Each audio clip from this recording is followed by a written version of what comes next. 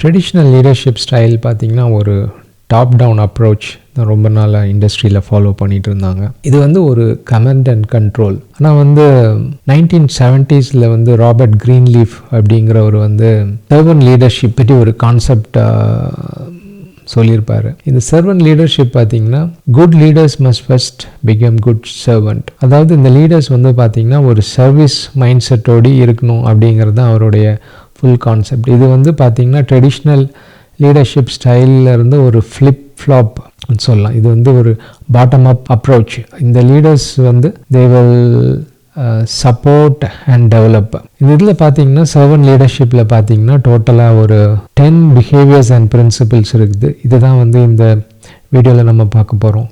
First வந்து listening. இந்த லிசனிங்கிறது வந்து சைனீஸ் லெட்டர் ஒரு லெட்டர். அந்த லெட்டரில் நீங்கள் பார்த்தீங்கன்னா கப்புள் ஆஃப் காம்பனன்ட்ஸ் வந்து அந்த ஒரே லெட்டரில் லிசன்கிற லெட்டரில் வந்து சைனீஸ் லெட்டரில் வந்து இருக்குது. அதில் வந்து இயர்ஸ் இருக்குது, eyes, respect, heart and undivided attention. So நம்ம லிசனிங்னு சொல்லும்போது இந்த லீடர்ஸ் வந்து இதுதான் அவங்களுடைய கோர் ஒரு பிஹேவியராக இருக்கும். ஃபஸ்ட்டு வந்து என்ன பண்ணுவாங்க அப்படின்னா அவங்க they will be very active in listening. அவங்களுடைய ஐஸ், இயர்ஸ் ரெண்டையும் வந்து யூஸ் பண்ணி ஒரு ஆக்டிவாக மற்றவங்க என்ன சொல்கிறாங்க அப்படிங்கிறத வந்து தே வில் டூ.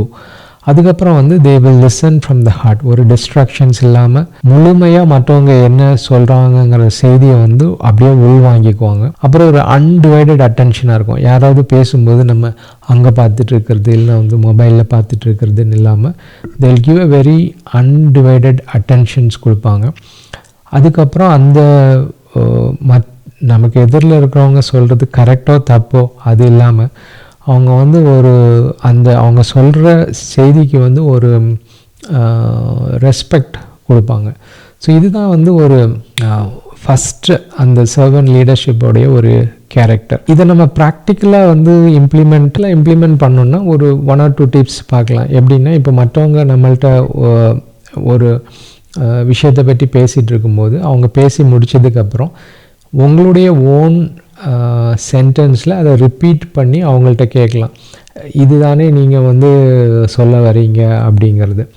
ஸோ அவங்க வந்து ஆமான்னு சொல்லலாம், இல்லை இல்லைன்னு சொல்லலாம். ஒருவேளை வந்து உங்களுக்கு இன்னொரு ஒப்பீனியன் இருந்திருக்கலாம். அந்த ஒப்பீனியன் உங்கள் ஒப்பீனியன் வந்து அவர் சொன்னதுக்கப்புறம் அது தவறாக இருந்துச்சுன்னா இமீடியட்டாக வந்து அவங்கள்ட்ட டைரெக்டாகவே சொல்லி என்னுடைய ஒப்பீனியன் தப்பாக இருந்துச்சு, அதை மன்னிச்சுக்கோங்கன்னு சொல்லிவிட்டு நம்ம மூவ் ஃபார்வர்ட் போயிட்டு அதை கடந்து போயிட்டே இருக்கணும். இன்னொன்று வந்து அவங்க சொல்கிற ஒப்பீனியன் ஒருவேளை நமக்கு உடன்படலை அப்படின்னு வச்சுக்கணுன்னா நம்ம இப்படி கேட்கலாம், உங்களுடைய ஒப்பீனியன் நான் நிறைய வேல்யூ பார்க்குறேன், ஆனாலும் இன்னொரு ஒப்பீனியன் நீங்கள் கேட்குறதுக்கு ஓப்பனாக இருக்கிறீங்களா அப்படின்னு கேட்கலாம். இல்லை அப்படின்னா உங்களுடைய பாயிண்ட் வந்து ரொம்ப இன்ட்ரெஸ்டிங்காக இருக்குது, ஆனால் இன்னும் கொஞ்சம் ஹெல்ப் பண்ணுறீங்களா, எப்படி நீங்கள் வந்து இந்த ஒரு சொல்யூஷனுக்கு வந்தீங்க அப்படின்னு. So these are all the open-ended questions will keep the conversations going. ஒரு நல்ல லீடர் வந்து அவருக்கு சரின்னு படுறதை வந்து அந்த ஆப்போனண்ட்டோடைய வாயிலிருந்தே எடுக்கிறது, பை ஃப்ரம் தெம்னு சொல்லுவாங்க. அதுதான் வந்து ஒரு ஆக்டிவ் லிசனர் அப்படிங்கிற அந்த அவங்களுடைய முதல் குணாதிசயம். நெக்ஸ்ட்டு வந்து பார்த்திங்கன்னா எம்பத்திங்கிறது வந்து putting our self in other shoes.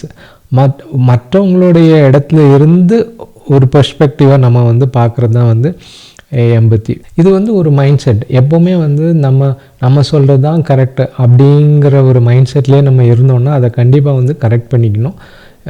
நம்ம எப்போவுமே வந்து ஓப்பனாக இருக்கணும். நம்மளும் தப்பு செய்யலாம், நம்மளுடைய வியூ பாயிண்ட்ஸும் வந்து நம்மளுடைய எக்ஸ்பீரியன்ஸ் லிமிட்டடாக இருக்கும்போது அதுவும் தப்பாக இருக்கலாம். அதனால் மற்றவங்களுடைய வியூ பாயிண்ட்ஸையும் ஓப்பனாக கேட்டு அந்த ஃபேக்ட் அண்ட் ஃபிகர்ஸை வச்சு அலசி then we need to come to a conclusions. அதுதான் வந்து ஒரு சரியான ஒரு அணுகுமுறையாக இருக்கும். கரண்ட் மைக்ரோசாஃப்ட் சிஇஓ அவங்க வந்து when he took over the company அவங்க he saw a culture where நமக்கு தான் எல்லாம் தெரியும் அப்படின்னு இருந்தாங்க. So he came with this idea that know it all to learn it all. நமக்கு தான் எல்லாம் தெரியுங்கிறத வந்து மாற்றி we also need to learn everything from outside அப்படிங்கிற ஒரு பிரின்சிபிளை வந்து அவர் கொண்டு வந்தார். இன்னொன்று பார்த்திங்கன்னா அவருடைய சன் வந்து ஒரு special needs, and that created lots of empathy in his life. So he were able to understand lots of things. அதை வந்து நிறைய டைம் அவர் இன்டர்வியூவில் வந்து சொல்லியிருப்பார். இன்னொன்று வந்து சவுத் வெஸ்ட் ஏர்லைனுடைய chairman, during festival season he himself comes and clear the baggages, help பண்ணுவார் த எம்ப்ளாயீஸ்க்கு. இதெல்லாம் வந்து ஒரு சர்வன்ட் லீடர்ஷிப்போடைய ஒரு குணாதிசயங்கள். மற்றவங்களும் எவ்வளோ கஷ்டப்படுவாங்க இந்த டைம்லங்கிறது அவங்களுக்கும் தெரிஞ்சு they take some decisions.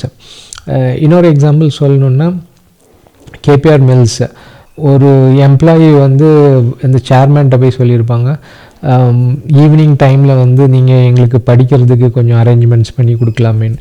So that planted a seed with the chairman KP Ramaswamy. அவங்க வந்து பார்த்திங்கன்னா then he set up a complete education schools after work. நிறைய female employees வந்து ஒர்க் முடிச்சதுக்கப்புறம் they go and they study and they were able to complete their higher school educations on their own mother language. இன்னொன்று வந்து Ratan Tata, Mumbai attack நடந்ததுக்கப்புறம் nearly ஒரு 80 families affect பண்ண ஃபேமிலிஸை பர்சனலாக he went and visited them irrespective of their positions. எந்த பொசிஷனில் அவங்க ஒர்க் பண்ணியிருந்தாலும் எல்லாரையும் அவங்க ஃபேமிலியை போய் he met them personally and he take care of their family after that incident has happened. அதுதான் ஒரு சர்வன்ட் லீடருடைய ஒரு குணாதிசயம். நம்ம மற்றவங்களுக்கு எப்படி சிலது அஃபெக்ட் ஆகுங்கிறத அவங்க சூழ்நிலையில் இருந்து பார்த்து அதுக்கு தக்கன தே டேக் டிசிஷன்ஸ். அடுத்தது வந்து awareness. Indra Nooyi, ex PepsiCo chairman, அவங்க வந்து இந்த விஷயத்தை அடிக்கடி சொல்லுவாங்க. So she always tries to connect with the bottom level of the organisation. ஏன்னா அங்கே தான் வந்து கரெக்டான ஒரு இன்ஃபர்மேஷன்ஸ், எப்படி வேலை நடக்குது, அது மாதிரிப்பட்ட இன்ஃபர்மேஷன்ஸ் எல்லாம் she use to get. So அப்படி ஒரு leader bottom level of the grass root level information அதை தெரிஞ்சிருந்தால் தான் வென் அட் ஹையர் லெவலில் இருந்து நம்ம வந்து ஒரு ஸ்ட்ராட்டஜி, நம்ம வந்து ஒரு புதுசாக ஒரு பிளான் கொண்டு வரோம். அப்படி கொண்டு வரும்போது அந்த பிளான் எல்லோரும் போடலாம், ஆனால் அந்த பிளான் வந்து இம்ப்ளிமெண்டேஷன் பண்ண முடியணும். மோஸ்ட் ஆஃப் த டைம் அது வந்து ஃபெயில் ஆகிறதுக்கு என்ன காரணம் அப்படின்னா, அந்த மேலே இருக்கிற லீடர்ஸுக்கும் கீழே இருக்கிற வேலை செய்கிறவங்களுக்கும் ஒரு கனெக்ட் இருக்காது. அப்போ அந்த லீடர்ஸுக்கு வந்து கீழே என்ன நடக்குதுங்கிறது வந்து தெரியாமல் இருக்கும்போது அவங்க என்ன பிளான் போட்டு அதை ட்ரை டு இம்ப்ளிமெண்ட் பண்ணாங்கன்னா அது வந்து ஒரு ஃபெயிலியர் தான் ஆகும். அதனால் வந்து as a leader, servant leader வந்து அவங்க வந்து இந்த அவேர்னஸ் வந்து ஃபுல்லாக வச்சுருப்பாங்க. அதில் ஃபஸ்ட்டு பார்த்திங்கன்னா தங்களை பற்றின ஒரு அவேர்னஸ், அவங்களுடைய அந்த லீடர் அவருடைய ஸ்ட்ரென்த் அண்ட் வீக்னஸை வந்து தெரிஞ்சிருப்பார். நெக்ஸ்ட் வந்து சோஷியல் அவேர்னஸ், ஒரு டீம் மெம்பருடைய ஸ்ட்ரென்த் அண்ட் வீக்னஸஸை வந்து நல்லா தெரிஞ்சிருப்பாங்க. அப்புறம் வந்து they will have a moral awareness, எது ரைட்டு எது தப்புங்கிறதுல வந்து கிளியராக இருப்பாங்க. அதை பொறுத்து தான் they will take the decisions. அப்புறம் அந்த ஆர்கனைசேஷனல் அவேர்னஸ் சொல்லுவாங்க. ஒவ்வொரு ஆர்கனைசேஷனுக்கும் ஒரு கல்ச்சர் இருக்கும், ஒரு பாலிட்டிக்ஸ் இருக்கும், சில அன்ரிட்டன் ரூல்ஸ் இருக்கும். அதெல்லாம் ரொம்ப கிளியராக அவங்க தெரிஞ்சு வச்சுருப்பாங்க. அண்ட் கடைசியாக வந்து பார்த்திங்கன்னா அவங்க வந்து ஒரு வாஸ்ட்டாக திங்க் பண்ணுவாங்க. கரண்ட் டெய்லி நடந்துகிட்ருக்கிற பிரச்சனைகளை விட்டு ஒரு 10 years 20 years வந்து அஹர்டாக வந்து அவங்களால வந்து திங்க் பண்ண முடியும். அதுதான் வந்து ஒரு ஒன் ஆஃப் த குவாலிட்டிஸ் வந்து அவேர்னஸ். நெக்ஸ்ட்டு வந்து ஸ்டீவர்ட்ஷிப், இதை வந்து தமிழில் உக்ரானத்துவம்னு சொல்லுவாங்க. Stewardship means responsibly taking care of something that is entrusted to you. It could be people, resource, time or opportunities. Warren Buffett வந்து ரொம்ப அழகாக சொல்லியிருப்பார், our job is to be a good stewards of your capital. So I'll give an example. இப்போ நம்ம வந்து ஒரு வாடகை வீட்டில் இருக்கிறோன்னு வச்சுக்கோங்க. அந்த வாடகை வீடை வந்து நம்ம எப்படி டேக் கேர் பண்ணிக்கிறோம், அந்த வாடகை வீடை வந்து ரொம்ப கேர்லெஸ்ஸாக நம்ம அதை ஹேண்டில் பண்ணுறோமா, இல்லை அது வாடகை வீடாக இருந்தாலும் கூட அது நம்மளோட சொந்த வீடு மாதிரி நம்ம வந்து பராமரித்து நீட்டாக வச்சுக்கிறோமா. அது வந்து ஒரு மென்டல் ஷிஃப்ட், ஒரு ஆட்டிடியூட். இன்னொரு உதாரணம் சொல்லணுன்னா, நமக்கு எவ்வளோ சேலரி கிடைக்குங்கிறத விட நான் வந்து ஏர்லியாக வருவேன் என்றைக்கும் வேலைக்கு, என்றைக்கும் கொஞ்சம் ஒரு எக்ஸ்ட்ரா வேலை செஞ்சுட்டு கொஞ்சம் லேட்டாக போவேன். அது அப்படி ஒரு ஆட்டிடியூட் இருந்துச்சு அப்படின்னா அதுதான் வந்து நமக்கு ஒரு ரெஸ்பான்சிபிளாக சில ஒர்க் கொடுத்துருக்குறாங்க. அதை வந்து உண்மையாக ஐ வில் டூ இட், அதுதான் வந்து அந்த ஸ்டீவார்ட்ஷிப் அப்படிங்கிறது. ஸோ அது வந்து அந்த லீடர்ஸ்ட்டை வந்து நீங்கள் நிறைய பார்க்கலாம். நெக்ஸ்ட்டு வந்து பெர்சுவேஷன். இது வந்து சில விஷயங்கள் வந்து அந்த லீடர் வந்து இன்ஃப்ளூயன்ஸ் பண்ண வேண்டியது இருக்கும். Influencing others thoughts, belief and action through communication, reasoning and emotions. நம்ம வந்து எந்த ஒரு செயலை செஞ்சிட்டு இருந்தாலும் சரி, சில விஷயங்களை மற்றவங்களை வந்து நம்ம அக்ரி பண்ண வைக்க வேண்டியிருக்கும், இன்ஃப்ளூயன்ஸ் பண்ண வைக்க வேண்டியது இருக்கும். அது ரொம்ப சிறந்தது எப்படின்னா, நம்ம என்ன நினைக்கிறோமோ அதையும் மற்றவங்க அதை வந்து 100% அக்ரி பண்ணி நம்ம கூட நம்ம என்ன நினைக்கிறோமோ அந்த ஒரு ஒற்றை சிந்தனைக்கு வர்றது தான் வந்து ஒரு சிறப்பான ஒரு இன்ஃப்ளூயன்ஸாக இருக்கும். ஜஸ்ட்டு வந்து நம்ம வந்து நான் அதை சொல்கிறேன், உனக்கு அது சரின்னு படுதோ இல்லையோ நீ செஞ்சு தான் ஆகணும் அப்படின்னு சொல்கிறது ஒன்று. இல்லை நான் வந்து இந்தந்த காரணங்களை வந்து எக்ஸ்பிளைன் பண்ணி அவங்கள அதை வந்து அக்ரி பண்ணி வைக்கிறது, இது வந்து கரெக்டு, அதனால் நம்மளும் இது செய்யணும் அப்படின்னு. அதனால் பீப்புள் வந்து மணிக்காக நம்மகிட்ட வந்து ஒர்க் பண்ணுவாங்க, அது ஒன்று. ஆனால் வந்து நம்ம நம்புறதே அவங்களும் நம்புறது தான் வந்து ஒரு நல்ல ஒரு தலைமை பண்பு. அது மாதிரி லீடர்ஸ் வந்து பார்த்திங்க அப்படின்னா, ஃபஸ்ட்டு வந்து அவங்களோட க்ரெடிபிலிட்டியை யூஸ் பண்ணுவாங்க. அதாவது இதுக்கு முன்னாடி நான் இது மாதிரி பண்ணியிருக்கிறேன், அது இந்த ரிசல்ட் கொடுக்குது, அது மாதிரி ஒரு சில க்ரெடிபிலிட்டியை யூஸ் பண்ணி கன்வின்ஸ் பண்ணுவாங்க. இன்னொன்று ஃபேக்ட்ஸ் அண்ட் டேட்டாஸை யூஸ் பண்ணுவாங்க. ஸோ லாஜிக் யூஸ் பண்ணுவாங்க. இன்னொன்று வந்து ஃபேக்ட்ஸ் அண்ட் ஃபிகர்ஸ் யூஸ் பண்ணுவாங்க. அந்த ஃபேக்ட்ஸ் அண்ட் ஃபிகர்ஸை ஷோ பண்ணி நம்மளை வந்து கன்வின்ஸ் பண்ணுவாங்க. லாஸ்ட்டாக வந்து இமோஷன், இதுதான் வந்து பொலிட்டீஷியன்ஸ் ரொம்ப யூஸ் பண்ணுவாங்க. ஒன்று இது நடக்கலைன்னா நமக்கு இது மாதிரிப்பட்ட பிரச்சனைகள் வரும்னு சொல்லி கன்வின்ஸ் பண்ணுறது. ஸோ இந்த கேரக்டர்ஸ் வந்து பார்த்திங்கன்னா இந்த சர்வன்ட் லீடர்ஸ் வந்து ரொம்ப திறமையாக வந்து கையாளுவாங்க. நெக்ஸ்ட் வந்து கான்செப்டுவலைசேஷன், அதாவது ஒரு தொலைநோக்கு பார்வையில் எதையும் அணுகிறது. கூகுள் கம்பெனி பார்த்திங்கன்னா 70-20-10 ரூல் அப்படின்னு ஒன்று ஃபாலோ பண்ணுவாங்க. அதாவது 70% ஆஃப் அவங்களுடைய ரிசோர்ஸை வந்து கோர் பிஸ்னஸுக்கு செலவு பண்ணுவாங்க. இன்னொரு 20% வந்து அந்த கோர் பிஸ்னஸுக்கு ரிலேட்டடான பிஸ்னஸில் செலவு பண்ணுவாங்க. இன்னொரு 10% ஆஃப் த ரிசோர்ஸ் வந்து பார்த்திங்கன்னா எதுவுமே சம்மந்தமே இருக்காது அவங்களுடைய கோர் பிஸ்னஸுக்கும், அந்த மாதிரி ஒரு பிஸ்னஸில் போய் செலவு பண்ணுவாங்க. ஏன்னா அங்கே தான் வந்து இனோவேஷன்ஸ் வரும் அப்படிங்கிறது அவங்களுடைய ஒரு தொலைநோக்க பார்வை. அதனால தான் வந்து கூகுள் கம்பெனியால் வந்து மற்ற கம்பெனியோடைய அஹார்டாக வந்து இனோவேஷன்ஸில் வந்து இருக்க முடியுது. ஸோ இதுதான் வந்து ஒரு சர்வன்ட் லீடரோடைய தொலைநோக்கு பார்வையாக இருக்கும். அவங்க வந்து எவ்வளவு தொலைநோக்காக வந்து சில விஷயங்களை பார்ப்பாங்க. எக்ஸாம்பிளுக்கு வந்து இலான் மஸ்க் எக்ஸாம்பிள் எடுத்துக்கலாம். அவர் வந்து இன்றைக்கி ஒரு இம்பாசிபிளான ஒரு ட்ரீமை சேஸ் பண்ணிகிட்ருக்காரு. மார்ஸில் போயிட்டு ஒரு ஹியூமனிட்டிஸ் அங்கே வந்து தங்களுடைய வாழ்க்கையை ஆரம்பிக்கலாம் அப்படிங்கிற ஒரு கோலை நோக்கி அவர் வந்து ஒர்க் பண்ணிகிட்ருக்காரு. மேபி சக்ஸஸ் ஆகலாம், இல்லை ஆகாமையும் போகலாம். So but as a leader வந்து அந்த மாதிரி ஒரு தொலைநோக்கு பார்வையோடி வந்து நம்ம ஒர்க் பண்ணிட்டு இருந்தால் தான் புது இனோவேஷன்ஸ் வந்து வர முடியும். நீங்கள் எந்த ஒரு இனோவேஷன்ஸை பார்த்துக்கிட்டிங்கனாலும் ஒரு காலத்தில் அது முடியாதுன்னு சொன்னவங்க தான். மொபைல் எடுத்துக்கோங்க, நோ ஒன் ஹஸ் தாட் ஒரு 100 இயர்ஸ்க்கு முன்னாடி இது மாதிரி நடக்கும் அப்படின்னு. So but someone was drill trying it. அதுதான் வந்து இந்த சர்வன்ட் லீடர்ஸ்க்கு இருக்கும்.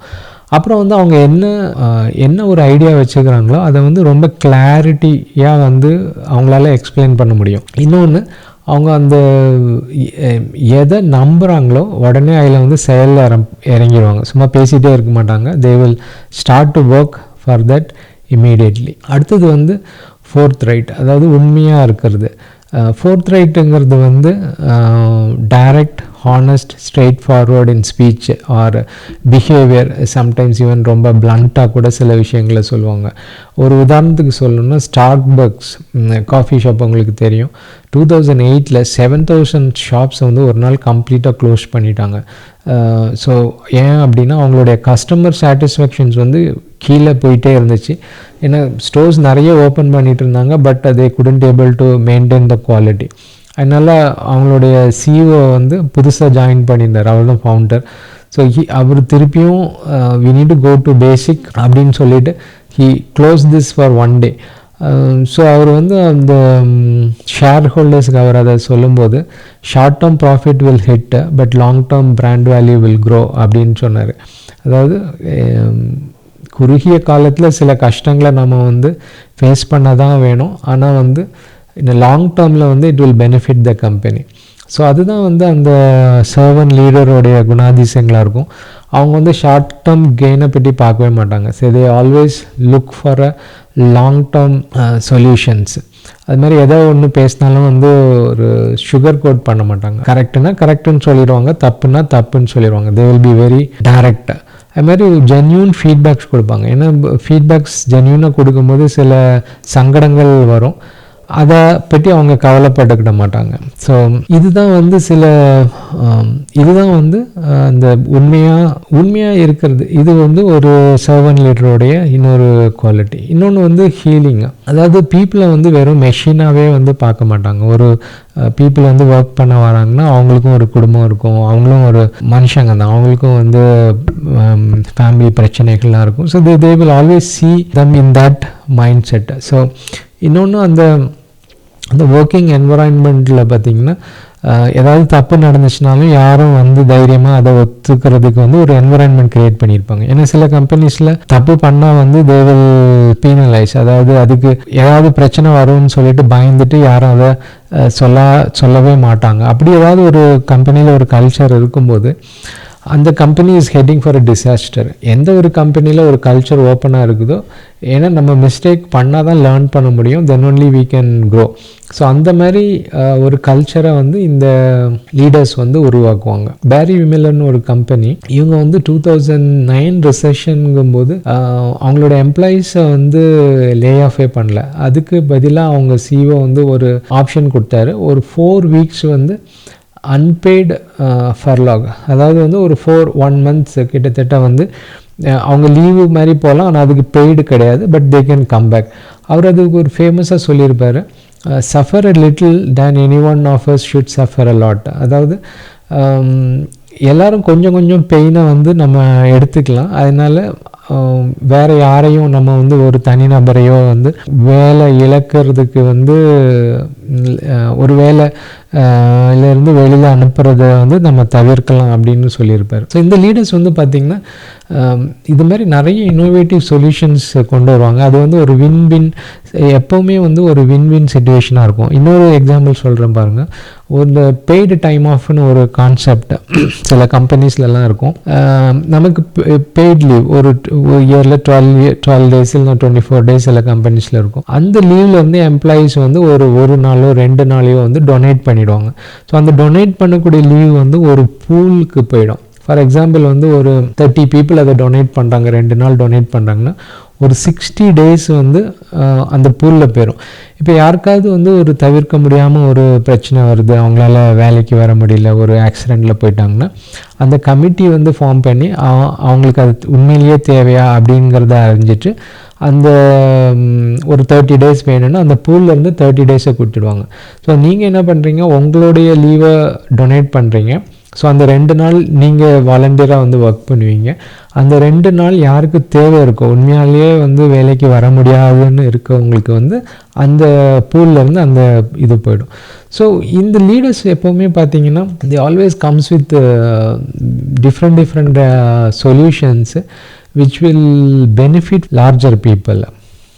நெக்ஸ்ட் வந்து இந்த லீடர்ஸ் வந்து பார்த்திங்கன்னா ஒரு கமிட்மெண்ட் அந்த எம்ப்ளாயீஸுக்கு வந்து அவங்களோட க்ரோத் வேணுங்கிறதுல வந்து ஒரு கமிட்மெண்ட்டாக ஒர்க் பண்ணுவாங்க. ஸோ நீங்கள் உங்கள் கீழே வேலை செய்கிறவங்கள யாராவது இருந்தாங்கன்னா அவங்களுடைய பர்சனல் திங்ஸ், அதாவது ஒரு வேலையை தவிர அவங்களுடைய இன்ட்ரெஸ்ட்லாம் என்ன அப்படிங்கிறத வந்து நீங்கள் நேரம் செலவழித்து தெரிஞ்சு வச்சுக்கணும். வெறும் ஒரு பாஸாக மட்டும் இல்லாமல் you need to be a mentor, you need to be a guide, you need to be a coach. அவங்களுடைய பர்சனல் டெவலப்மெண்ட்டுக்கு வந்து நீங்கள் எம்பவர் பண்ணி சப்போர்ட் பண்ணி கொடுக்கணும். ஏன்னா அவங்க வளர்ந்தாதான் இந்த கம்பெனிஸ் அந்த ஆர்கனைசேஷன்ஸும் வந்து வளரும். இந்த சர்வன் லீடர்ஸ் வந்து இந்த மாதிரி ஒரு குணாதிசயத்தில் வந்து வச்சுருப்பாங்க. நெக்ஸ்ட் வந்து டீம் பில்ட் பண்ணுறதுல ரொம்ப எஃபெக்டிவாக இருப்பாங்க. ஒரு example 2016 Rio Olympics USA basketball டீமில் வந்து ரொம்ப லெஜெண்ட் பிளேயர்ஸ்லாம் இருந்தாங்க. ஸோ அந்த லெஜெண்ட் பிளேயர்ஸ்லாம் வந்து சேர்ந்து ஒரு டீமாக ஒர்க் பண்ணுறதுக்கு வந்து ஹெட் கோச் என்ன பண்ணார், மைக் என்ன பண்ணார்னா, ஒரு ஆர்மி மேஜரை வந்து கூட்டிகிட்டு வந்திருந்தார். ஒரு ஆர்மி ஜென்ரல், ஸ்காட்டி ஸ்மைலின்னு பேர். அவர் கூட்டிகிட்டு வந்தார். அவர் பார்த்திங்கன்னா அந்த டிஃபென்ஸில் அவர் வந்து ஆர்மியில் இருக்கும்போது கண் பார்வை இழந்துட்டார். ஸோ ஹீ கேம்ஸ், அவர் அந்த கண் பார்வை போனதுக்கு அப்புறமும் he serves for the country. So the point what the head coach tries to make to this players வந்து, இது வந்து ஒரு ஜஸ்ட்டு வந்து ஒரு விளையாட்டு மட்டும் கிடையாது. நீங்கள் வந்து ஒவ்வொரு இண்டிவிஜுவலாக நீங்கள் ஒரு டீமாக வந்து ஒரு கண்ட்ரியை ரெப்ரசன்ட் பண்ணுறீங்க. ஸோ அந்த மாதிரி அவர் ஒரு பாயிண்ட்டை முன்னிறுத்தி வைக்கும் போது அந்த அந்த எல்லா பிளேயர்ஸும் வந்து சேர்ந்து they work together and they played as a team. So இந்த சர்வன்ட் லீடர்ஸ் வந்து பார்த்திங்கன்னா இந்த குணாதிசயங்கள் எப்பவும் இருக்கும்.